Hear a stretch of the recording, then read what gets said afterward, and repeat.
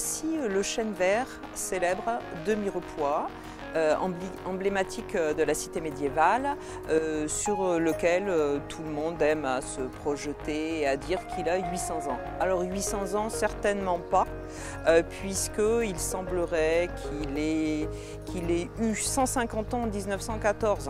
Donc on est plutôt sur les 300 ans. Ça reste quand même un âge remarquable. Ce chêne a actuellement des difficultés.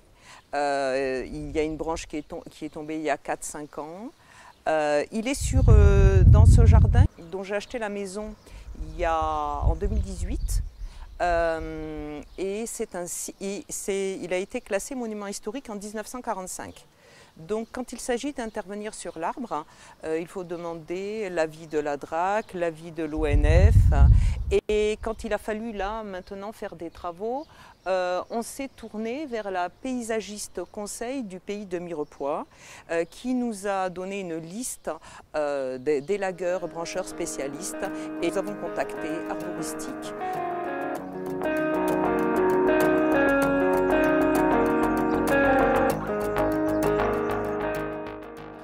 Donc, je suis arboriste de formation depuis 10 ans et donc formateur aussi en centre de formation à Pamiers. Ce qui m'amène aujourd'hui en fait à continuer de me former dans mon métier aussi et à avoir plus peut-être de capacité de diagnostic des arbres. Et c'est pour ça que j'ai été sollicité aujourd'hui pour intervenir sur le chêne vert de Mirepoix. Ce chêne vert, il a eu un diagnostic qui a été entrepris en 2018 par l'ONF. Et suite à ce diagnostic, donc, des préconisations de travaux ont été conseillées.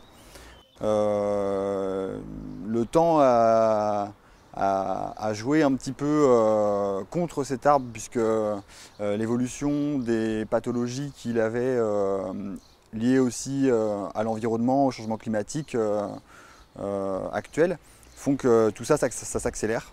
Donc concrètement, l'ONF avait préconisé un haubanage, c'est-à-dire des sangles qui permettent de maintenir en place les branches pour éviter qu'elles se cassent. Sauf qu'aujourd'hui, la problématique elle est différente aussi. Et donc on va réaliser un haubanage mais plus statique, qui va permettre de reconsolider en fait l'arbre. En plus de ça, du coup, on va travailler avec des soins.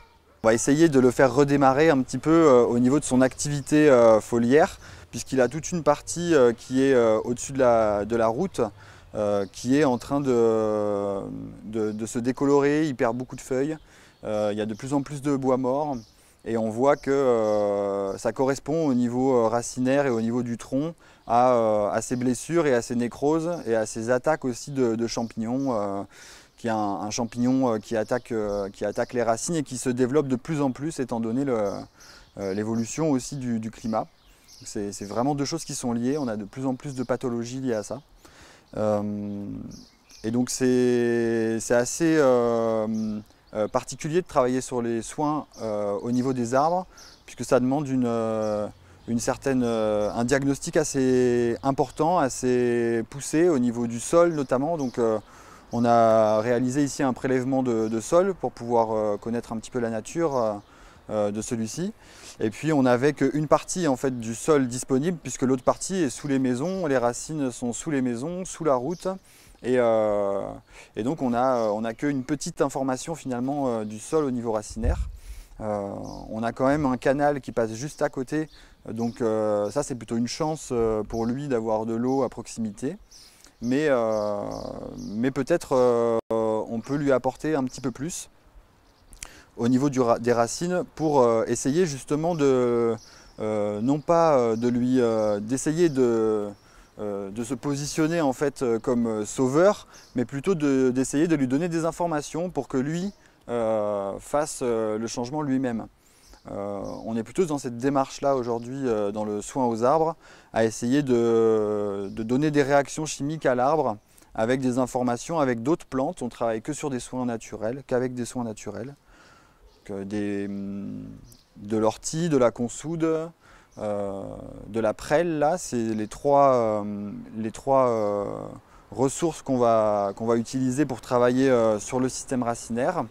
Donc là, ces premières actions-là, en fait, elles vont permettre, dans un premier temps, en fait, de donner des informations pour que l'arbre redéveloppe ses défenses immunitaires. La deuxième action de soins qu'on met en place, ce sera pour traiter le problème fongique. Là, on a affaire à un champignon assez particulier qui s'appelle Ionitus driadeus. Ce champignon-là s'attaque au système racinaire. Donc là, on a décidé de travailler avec des perfuseurs qui vont permettre du coup de venir directement dans les vaisseaux conducteurs de l'arbre.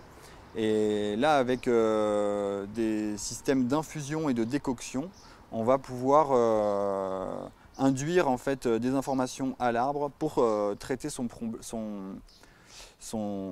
champignon, donc ce Ionitus driadeus, et lui permettre en fait de compartimenter la zone du champignon. Donc là, l'intervention, dans un premier temps, elle est vraiment basée sur du soin et du haubanage pour essayer de maintenir cet arbre-là en place et de conserver cet équilibre et puis ce vieil arbre en place par rapport à l'histoire qu'il peut avoir et par rapport à sa biodiversité aussi qui l'accompagne, parce que les vieux arbres, ils ont aussi ils créent à l'intérieur de leur roupier des dendromicro-habitats et donc toute une faune et une flore d'insectes, de champignons, d'oiseaux qui les accompagnent. Et ça, aujourd'hui, c'est une véritable richesse en fait, surtout dans nos villes. On a cette biodiversité qui existe dans les forêts, mais dans nos villes et nos villages, en fait, on a vraiment besoin de ces vieux arbres pour ces raisons-là. Donc les sauvegarder et trouver des moyens de les conserver, c'est vraiment une priorité aujourd'hui. On va devoir quand même intervenir avec des élagueuses pour supprimer les grosses branches de bois mort et donc éviter en fait ou sécuriser un petit peu les zones de passage, puisqu'il est en train de petit à petit se dessécher et donc il y a quand même certaines zones qui vont être à sécuriser à ce niveau-là. Dire est-ce qu'on va réussir à sauver cet arbre-là, je le souhaite vraiment et je l'espère, en tout cas on n'a pas l'impression que c'est quelque chose qui va aller à l'encontre de lui. On va essayer plus de l'accompagner dans sa vieillesse et de le maintenir le plus longtemps en vie. Après, c'est lui qui décidera, ce sera le vivant qui choisira. Et nous, on est juste des accompagnants finalement. On nous appelle aussi des artisans du vivant maintenant. Donc je trouve que c'est un joli terme pour nous décrire.